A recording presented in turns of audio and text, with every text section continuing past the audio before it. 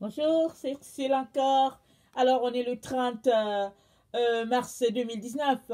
Alors, je viens sonner la trompette une seconde fois aujourd'hui et je viens nous encourager à être fidèles, suivant pas à pas le Seigneur Jésus-Christ. La Bible dit que si nous sommes infidèles, lui, il est fidèle. Alors, si Jésus-Christ est fidèle et il a été fidèle jusqu'au bout, nous pouvons donc compter sur lui pour nous aider à demeurer fidèles à notre Seigneur Jésus-Christ. Vous savez, Jésus-Christ a dit, quiconque le reniera devant les hommes, il le reniera aussi devant son Père qui est dans les cieux. Alors, vraiment, je viens nous encourager à tenir ferme dans notre foi, dans notre confession de foi envers Jésus-Christ. Amen. Alors, aujourd'hui, je viens parler de le filet a été lancé. Pourrais-tu t'échapper? Alors, le passage, on l'a déjà lu plusieurs fois, parce que ces derniers temps, je médite beaucoup sur ce passage-là. Il n'est pas long, et pourtant, il a beaucoup de secrets. Alors, Luc 21, le verset 34 à 36, on l'a lu plus d'une fois.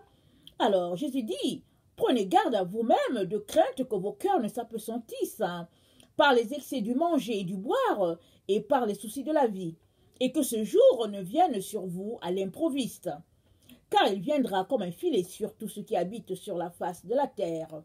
Veillez donc et priez en tout temps, afin que vous ayez la force d'échapper à toutes ces choses qui arriveront et de paraître debout devant le Fils de l'homme. Donc voilà, ce texte nous informe que, alors, il y a un jour qui arrive, un jour vraiment terrible, qui va s'étendre sur tous les habitants de la terre, mais aussi le texte nous parle d'un filet qui, au fait, sera lancé et qui sera lancé sur tous les habitants. Et ce texte-là, il a été écrit depuis, peut-être le premier ou le deuxième siècle, en tout cas depuis le premier siècle, parce que c'est les disciples de Jésus. Alors Luc, il n'était pas là parmi les 12 disciples, mais il a fait partie, après, il fait partie, je pense, de la seconde vague. Alors là, il relate ce que Jésus-Christ a dit à ses disciples, et il relate le fait que Jésus-Christ dit de prendre garde, parce que ce jour va venir sur tous les habitants de la terre et il va s'étendre sur eux comme un filet. Et en méditant dans ce passage ces derniers temps, le Seigneur m'a vraiment révélé que le filet a déjà été lancé. Depuis combien de temps? Mais en tout cas, on peut au moins savoir qu'il a été lancé depuis le temps où vraiment les gens ont commencé à se détourner du véritable évangile de Jésus-Christ. Alors, parce que du temps de Paul déjà, Paul parlait de ses faux docteurs, et, le filet étant lancé, et s'il arrive que quelqu'un meure et que bon, il n'a pas pu se tirer du filet, ben, il sera séparé du Seigneur Jésus. Et si quelqu'un réussit à s'en sortir, gloire à Dieu, ben, il se retrouvera avec son Seigneur. Et méditant ce passage-là, le Seigneur me donne vraiment de réaliser que le filet a été lancé et puis beaucoup d'enfants de Dieu sont pris dedans. Et, euh, et, euh, et Apocalypse 3, le verset 12 nous dit quelque chose de très très important qui nous donnerait de réfléchir à cela. Alors Apocalypse 3, le verset 12, ça dit... Ah non, c'est pas le verset 12, c'est le verset 10. Parce que tu as gardé la parole de la persévérance en moi, je te garderai aussi, pardon, à l'heure de la tentation qui va venir sur le monde entier pour éprouver les habitants de la terre. Alors, ça correspond aussi, ça fait référence aussi à ce qu'on vient de lire. Alors, le Seigneur Jésus-Christ écrit donc une sixième lettre à l'église de Philadelphie.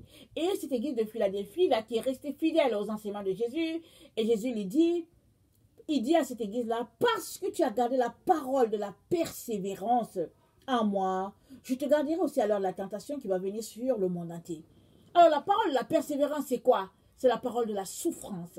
Parce que si tu as décidé de suivre Jésus-Christ, c'est dans la souffrance que tu le suis. Malheureusement, il y a beaucoup d'enfants de Dieu qui pensent que suivre Jésus-Christ, c'est avoir vraiment de très belles conditions de non-souffrance. Et dès que la souffrance vient, alors ils se tirent les pieds de la souffrance et puis se disent non, non, c'est pas de Dieu. Il y a même des gens qui ont déjà prêché en disant que la souffrance, bon, c'est une malédiction, ça ne vient pas de Dieu, et puis patati patata, et que Dieu nous a appelés juste pour être heureux, et puis tatata. Oui, il nous a appelés à être heureux, mais pas ici sur la terre. La terre, elle est notre lieu de pèlerinage, mais aussi c'est notre lieu de formation. Alors, on passe tous par ici, on s'épure sur la terre afin de pouvoir se retrouver un jour devant Dieu sans tache ni ride. C'est un peu ça, c'est de ça qu'il est question. Maintenant, si tu es sur la terre et que tu ne veux pas souffrir, rappelle-toi que nos parents, Adam et Ève, ont été placés dans le jardin d'Éden et c'est à la chute qu'ils ont été chassés du jardin. Et Dieu a dit à Adam que c'est la sueur de ton front que tu mangeras désormais. Et il a dit aussi à Ève que c'est vraiment avec beaucoup de douleur que tu enfanteras. Donc, ils sont de dire que vraiment imaginer un monde sans souffrance, c'est pas sur cette terre. C'est devant le Père. C'est dans la gloire du Père. Parce que là, devant le Père, il n'y a ni pleurs, il n'y a ni larmes, il n'y a ni alarmes. En tout cas, tout est vraiment dans le meilleur des mondes. Mais ça, c'est devant le Père. Sur cette terre, nous sommes appelés à souffrir. Maintenant, de quoi le Seigneur est-il en train de parler quand il fait référence à ce filet-là qui va s'abattre sur les habitants de la terre? Alors, j'aimerais ça qu'on lise Galates 3, le verset 27 à 29. Galates 3, le verset 27 à 29. Ça nous dit ceci. Vous tous qui avez été baptisés en Christ, vous avez revêtu Christ. Attendez, je vais lire ça en une seconde, mais il y a un autre que je devais lire avant. Ok, avant cela, j'aimerais lire toujours Apocalypse 3, le verset 9. Alors, Apocalypse 3, le verset 9 nous dit quelque chose de très intéressant qui peut nous aider à répondre au verset 10. Au verset 10, on a dit, parce que tu as gardé la parole de la persévérance en moi, je te garderai aussi à l'heure de la tentation qui va venir sur le monde entier pour éprouver les habitants de la terre. Donc, quand c'est la tentation, ça vient les éprouver. Donc, c'est vraiment des moments d'épreuve. C'est des moments difficiles. C'est des moments pénibles pour vraiment tous ceux-là qui sont sur la face de la terre. Et au verset 9, ça dit, « Voici, je te donne de ceux de la synagogue de Satan qui se disent juifs et ne le sont pas, mais qui mentent. Voici, je les ferai venir se prosterner à tes pieds et connaître que je t'ai aimé. » Donc, il y a un groupe qui est là. On les appelle, le Seigneur les appelle la synagogue de Satan. Et ils sont au fait, comme dit le Seigneur, ils mentent, ils se font passer pour des juifs, mais dans le fond, ils ne sont pas juifs. Alors, si on veut ramener ça à notre temps, ils se font passer pour des chrétiens, mais dans le fond, ils ne sont pas des chrétiens. Et de ce que je comprends quand je lis ce texte-là, parce que le verset 9, il est avant le verset 10, et il fait, le verset 9 nous informe de quelque chose. Ce groupe-là, c'est un groupe qui va faire beaucoup souffrir les enfants de Dieu. Dans ce moment de difficulté, de persécution, dans ces moments où, on est en train d'attendre notre Seigneur Jésus et que nous sommes appelés à nous purifier, à nous sanctifier, il y a un groupe qui est là, versé dans les doctrines de Satan, mais qui se font passer pour les enfants de Dieu. Ce groupe-là va faire persécuter les autres. Alors, j'aimerais ça qu'on regarde un peu qu'est-ce que ça veut dire la synagogue de Satan. La synagogue de Satan, donc, c'est un lieu ou bien un groupe de personnes qui se tiennent ensemble ou bien qui se retrouvent à un endroit au nom de Christ, par exemple. Et ici, bon, ça parle des Juifs, mais dans notre cas, ils se retrouvent au nom de Christ. Et ils disent parler pour Christ. Ils font tout pour, par exemple, défendre les intérêts de Christ ou bien de Dieu. Mais dans le fond, ils le font parce que ils sont des agents de Satan. Parce que Dieu n'a pas besoin qu'on le défende. Christ n'a pas besoin qu'on le défende. Jésus se défend lui-même parce que la parole est vérité. Et quand la parole est prêchée dans la vérité, dans la droiture, elle se défend elle-même. Alors, donc, la synagogue donc, de Satan, c'est des personnes qui, au fait, quand tu les vois, si ce n'est pas le Seigneur qui te révèle que ce n'est pas de véritables chrétiens, tu n'auras pas connaissance. Tu vas juste voir, tu vas décider que ah, c'est un enfant de Dieu. Alors qu'ils ont des agendas cachés. Et ils sont là. Et si il arrivait, par exemple, que leur doctrine à eux, tu ne les fais pas, tu ne les suis pas, alors tu seras reprimandé, par exemple. Et le filet qui s'abattra sur la terre, ou bien qui est déjà étendu sur la terre, est, comment on appelle ça, est en lien avec la synagogue de Satan.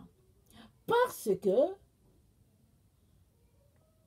c'est des personnes qui se disent, qui se réclament par exemple de Jésus, mais qui ont des doctrines qui ne sont pas vraiment purement la doctrine de Jésus. Parce que Jésus-Christ n'a pas besoin d'un autre évangile.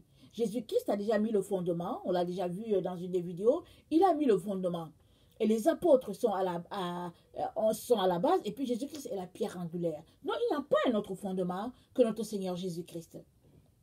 Alors, le Seigneur, dans sa grâce, dit à son épouse, l'église de Philadelphie, il dit à son épouse, il dit, parce que tu as gardé la parole de la persévérance, je vais aussi te garder à la tentation qui va venir sur la terre. La parole de la persévérance dont il est question ici est en opposition à l'église à la synagogue de Satan qui au fait n'ont pas gardé la parole de persévérance. Eux, ils ne gardent pas la parole de Dieu. Ils font semblant, ils sont superficiels, mais ils n'ont pas vraiment la parole de Dieu. Ils font ce qui les convient et puis le reste, ils ont leur doctrine aussi. Alors, dans Luc 7, verset 30, on a un exemple. Luc 7, verset 30, ça nous parle des pharisiens. Quand Jean-Baptiste est venu baptisant, tout le monde est allé se faire baptiser, les gens qui voulaient se repentir. Jésus lui-même s'est fait baptiser par Jean-Baptiste, mais les pharisiens, ils ont refusé de se faire baptiser par Jean-Baptiste. Ils se réclamaient vraiment les gardiens de la loi, ceux qui marchent selon la parole de Dieu, les descendants d'Abraham. Ils ne faisaient que dire que nous avons Abraham pour père. Mais toujours est-il que quand Jean-Baptiste est venu, prêchant la repentance, ils ne sont pas allés vers lui. Alors le verset 30 nous dit, mais les pharisiens et les docteurs de la loi, en ne se faisant pas baptiser par lui, ont rendu nul à leur égard le dessein de Dieu. Alors Jésus-Christ est en train de dire ici que vraiment, ils n'ont pas, c'est-à-dire qu'ils sont passés à côté et puis ils ont pris position contre Dieu. Et la synagogue de Satan, donc c'est des personnes qui marchent selon leurs intérêts. Alors, ils ont un intérêt. Alors, si la chose n'est pas faite selon leurs intérêts, alors non, ça ne fait pas partie de ce que Dieu a établi, par exemple. Et ça fonctionne comme ça. Alors, la synagogue de Satan, non, fonctionne comme si ils veulent protéger Dieu. Ils le gardent, ils veulent le protéger, ils veulent défendre ses intérêts. Et Philippiens 3, le verset 18, nous dit quelque chose. Philippiens 3, le verset 18.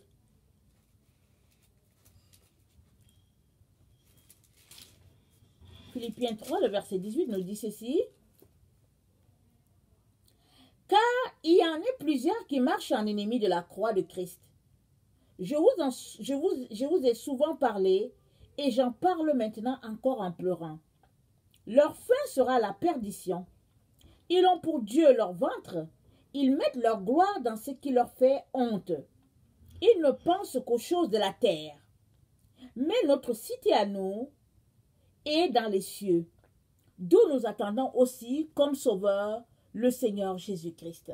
Donc il y a une différence ici entre ce que Jésus-Christ appelle la synagogue de Satan et ceux-là qui ont leur cité dans les cieux. Parce que ceux-là qui ont leur cité dans les cieux, ils ne s'intéressent pas aux choses de la terre. Ils s'intéressent juste aux choses des cieux. Or, ceux-là qui font partie de la synagogue de Satan, ils s'intéressent juste aux choses de la terre. Leurs pensées sont juste sur les choses de la terre. Ils veulent défendre les intérêts de Dieu.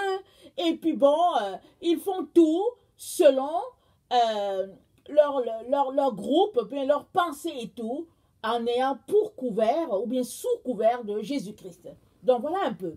Alors, donc, le filet donc qui va s'étendre sur la terre a trait avec toutes ces pratiques de mysticisme-là déguisées. C'est-à-dire que c'est du mysticisme, mais c'est présenté comme si, bon, c'est Jésus qui est là. Et des groupes comme ça sont répandus sur toute la terre. Et si Dieu n'ouvre pas nos yeux, nous ne saurons pas si vraiment, au fait, on est dans un milieu où Jésus-Christ est roi ou pas. C'est répandu partout. Il y a des endroits où tu sais tout de suite que non, cette église-là, il n'y a rien à faire. Non. C'est trop, la sorcellerie est trop, les guérisons miraculeuses, démoniaques sont trop. Non, on n'entre pas là-dedans. Mais il y a d'autres endroits, c'est subtil. Alors, d'une subtilité, et tu te dis, bon, ok, voilà, je vais là-dedans, je vais servir le Seigneur, mais tu viens et puis tu tombes dans un filet. Alors, le filet, il est répandu partout. Et le Seigneur le permet parce que il va éprouver les habitants de la terre. Tous les habitants de la terre seront éprouvés. Et ceux-là qui marchent strictement sur le Seigneur Jésus-Christ, ceux-là qui ont l'Esprit de Dieu, vont reconnaître tout de suite que, ah non. Ici, là, il y a quelque chose qui est subtil et qui n'est pas de Dieu. Parce que les enfants de Dieu sont appelés à marcher strictement selon les enseignements de leur maître Jésus. Alors, dans 2 Corinthiens 11, le verset 13, on peut lire ceci. Dans 2 Corinthiens 11, le verset 13. Attendez. Ok. 2 Corinthiens 11, le verset 13, ça nous dit ceci. Ces hommes-là sont de faux apôtres, des ouvriers trompeurs, déguisés en apôtres de Christ. Et cela n'est pas étonnant, puisque Satan lui-même se déguise en ange de lumière. Il n'est donc pas étrange que ces ministres aussi se déguisent en ministres de justice. Leur fin sera selon leurs œuvres. Donc, c'est ça. Et cette façon de faire, ou bien ce groupe-là, des gens comme ça, qui au fait se déguisent en agent, ou bien, comment c'est dit là? Il dit, ils se déguisent en ange de lumière. Il n'est donc pas étrange que ces ministres aussi se déguisent en ministres de justice. Voilà. Alors, c'était déjà comme ça du temps des apôtres, parce que c'est Paul qui en parle. Et en notre temps encore, c'est encore plus répandu.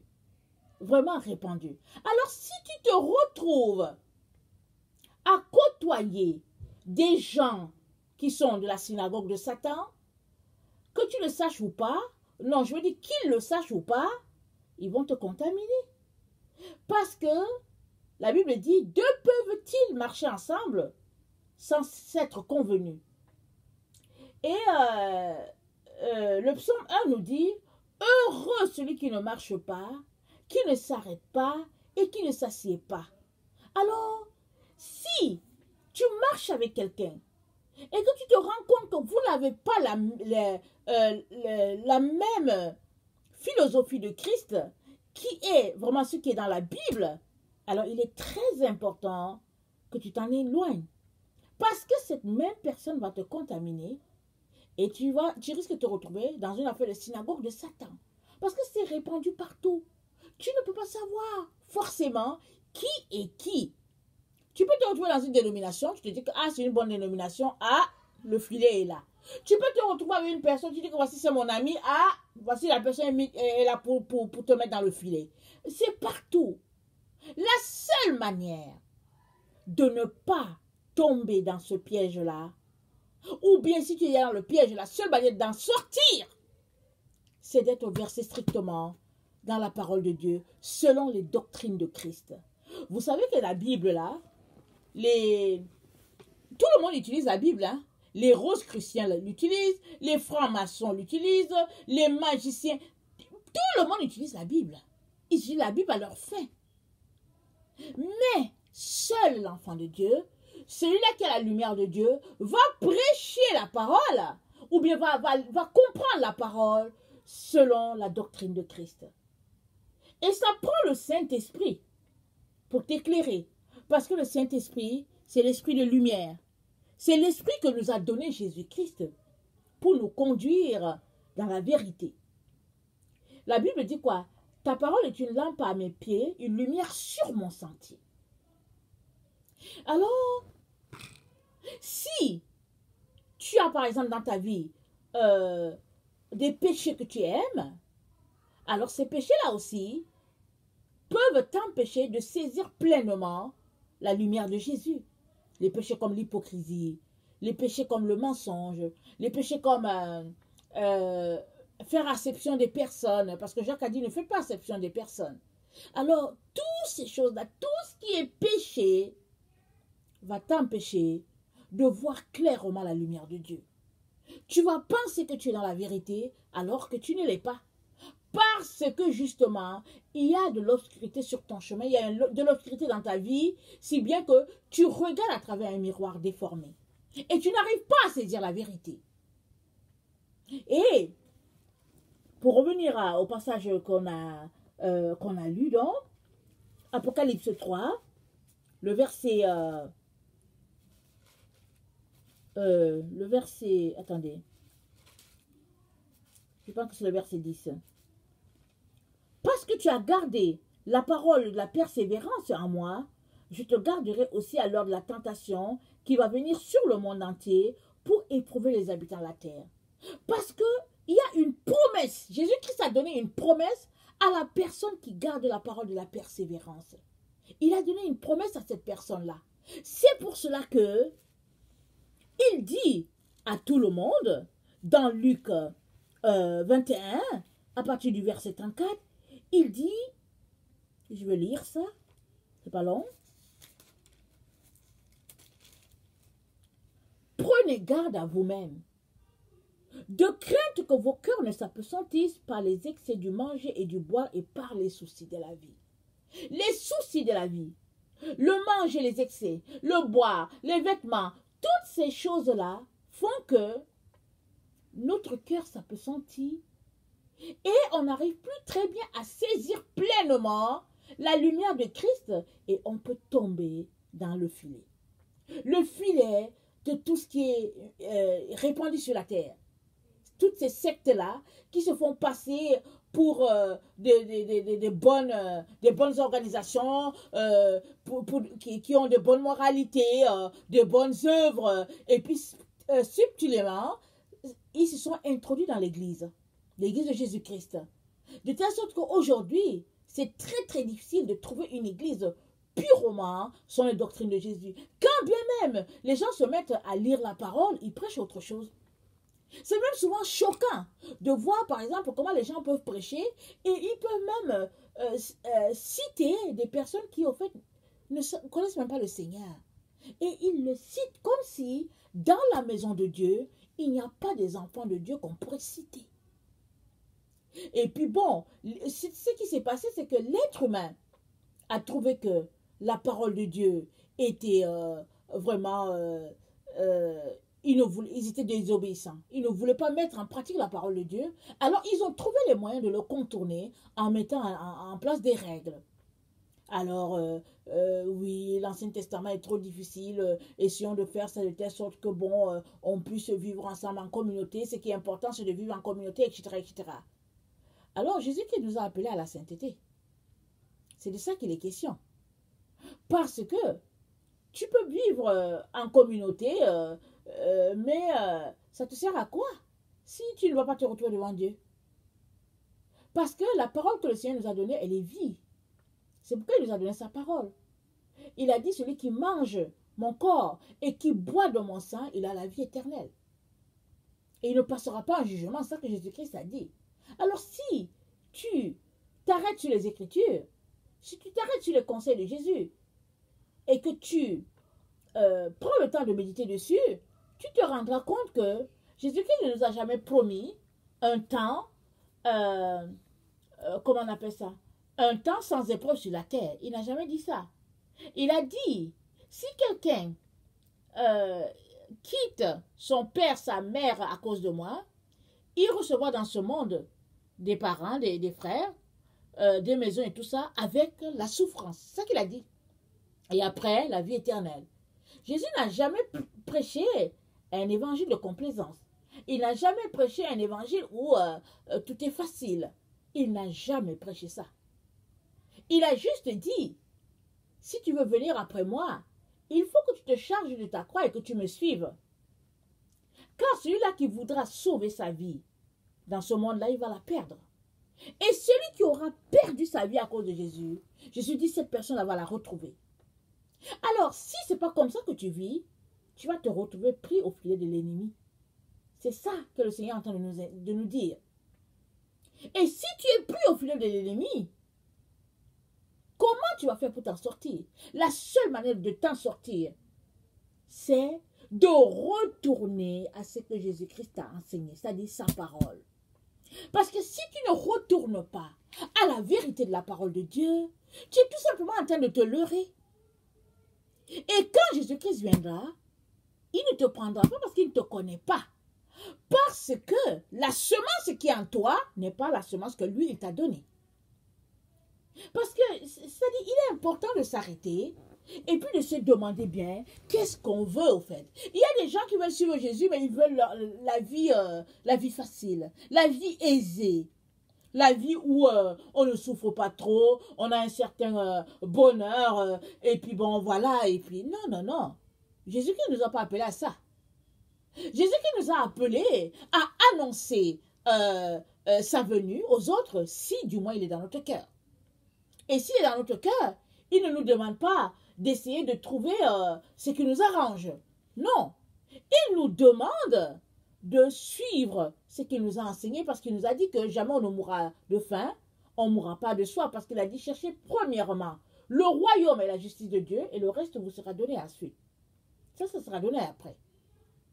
Mais on ne peut pas mourir de faim parce que si on meurt de faim, qu'est-ce que Jésus-Christ aura gagné? Parce qu'il veut qu'on soit sur la terre en train d'appeler les autres à lui. Alors, Jésus-Christ nous a promis qu'il va nous garder à l'heure de la tentation qui va se répandre sur toute la terre. Il n'y a aucun endroit sur cette terre où il n'y aura pas la tentation. Il n'y aura pas cette épreuve-là qui sera répandue. Mais tous ceux-là qui vont garder la parole de la persévérance, la parole de Jésus, comme on la lit par-ci par-là, tous ceux-là, ils seront tirés du filet. Jésus-Christ va les garder. Le filet ne va pas les engloutir. Parce que vous savez, quand quelqu'un va faire la pêche, il ne se lève pas tout de suite, lançant le filet et revenant avec le poisson. Non! Il s'en va, il lance le filet et il retourne faire ses travaux. Il travaille et puis bon, voilà, s'il doit aller au champ, il va au champ. S'il a lancé à 8 h du matin, il va retourner par exemple tirer son filet, exemple à 16 h ou à 14 h, je ne sais pas. Alors il tire. Et quand c'est lourd, il tire, il appelle les amis, les voisins et puis les gens viennent tirer avec lui. Alors il tire. Et nous sommes vraiment dans ce temps-là où la pêche miraculeuse va se faire, mais par Jésus-Christ seulement. Parce que Satan a lancé son filet et Jésus-Christ nous dit aussi que quiconque garde la parole de la persévérance, lui-même il va le garder. C'est-à-dire que tu vas te retrouver dans le filet de Jésus, pas dans le filet de Satan. Maintenant, c'est à toi de choisir. Tout simplement, tu dois savoir que tu ne peux pas te compromettre. Tu ne peux pas te retrouver à prêcher un évangile que Jésus-Christ n'a pas prêché ou à consommer de la nourriture spirituelle que Jésus-Christ n'a pas donnée. Si tu entends une parole qui n'est pas de Jésus, condamne-la. Si tu entends une parole qui est subtile, condamne-la. Alors, marche selon la parole de Jésus, vis selon la parole de Jésus, Jésus-Christ va te garder afin que tu ne sois pas pris dans le filet de l'ennemi.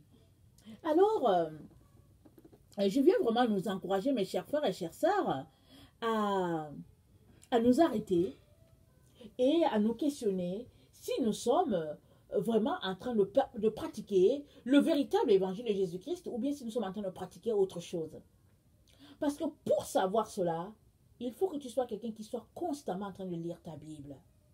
Parce que la Bible, c'est la lumière de Dieu. Parce que la Bible, c'est la parole de Dieu. Mais la Bible n'est pas toute la parole. Parce que la parole, c'est Jésus. C'est-à-dire que toute la personne de Jésus, c'est la parole de Dieu. On le sait bien. La Bible dit que la parole a été faite chair. Elle a habité parmi nous, plein de grâce et de vérité. Alors, les 66 livres là que nous avons en main, C'est pas tout ce que Jésus-Christ a dit. La preuve est qu'il y a beaucoup de livres qui ne sont pas là-dedans. Mais, si tu gardes cette parole-là, cette parole de persévérance, telle que Jésus-Christ l'a enseignée, avec l'esprit de Jésus-Christ, Jésus-Christ dit, je te garderai à l'heure de la tentation qui va venir sur la terre. Et cette tentation, cette heure, nous sommes dans ce temps-là où le filet de Satan est étendu. Il est étendu. Et je prie que tu ne sois pas pris dedans, que tu es vraiment avec Jésus. Et si par hasard, tu te rends compte que tu es pris dans le filet de Satan, parce que par exemple, tu as un problème d'hypocrisie, de mensonge, de complaisance, de compromis, et toutes sortes d'histoires dans ta vie, si tu te rends compte que tu es dans ça, crie au Seigneur. Demande-lui de t'aider et retourne à la pureté de l'évangile de Jésus. Retourne là. Parce que c'est la révélation de la parole de Dieu qui vraiment nous donne la connaissance de sa lumière. La parole de Dieu, elle est révélée à quiconque la cherche. Le psaume, je pense, 119, le verset 130, nous parle de cette révélation-là. Je viens vraiment nous encourager à laisser aller le monde, à laisser aller les évangiles ou les enseignements complaisants, les enseignements où c'est dilué, les enseignements que Jésus-Christ n'a pas apportés, les enseignements de toutes ces sectes-là qui ont infiltré l'église de Jésus-Christ. Si bien que le dragon, au fait, dont parle Apocalypse 12, n'est autre que, au fait, l'évangile selon Satan, qui, au fait, a dit à Ève que non, c'est pas vrai. Si tu manges la connaissance du bien et du mal, il a dit à Ève, tes yeux vont s'ouvrir. Alors que c'est le contraire. C'est le contraire. Alors, je viens vraiment nous encourager à demeurer dans cette vérité-là, consommant juste l'arbre de vie qui est Jésus-Christ. Et il est disponible à tous les jours, à tout moment. Et que le Seigneur vraiment nous donne de réfléchir à notre cas, à nous arrêter vraiment. Parce qu'à quoi sert-il à l'homme, ou disons à la femme, à l'être humain, disons, de gagner le monde entier s'il devait perdre son âme? Pour le moment, on ne réalise pas l'ampleur de tout cela. Mais, si on se retrouvait devant Jésus-Christ et qu'il nous disait qu'il ne nous connaît pas, alors je pense que vraiment, ce seraient les moments terribles, les moments de terreur terribles, mais il sera trop tard. Alors maintenant que tu peux encore faire quelque chose, aligne-toi strictement sur la vérité de Jésus. Amen. Si tu es quelqu'un qui ne connaît pas le Seigneur, je viens te dire que Jésus-Christ est mort pour toi. Il est mort pour te donner la vie.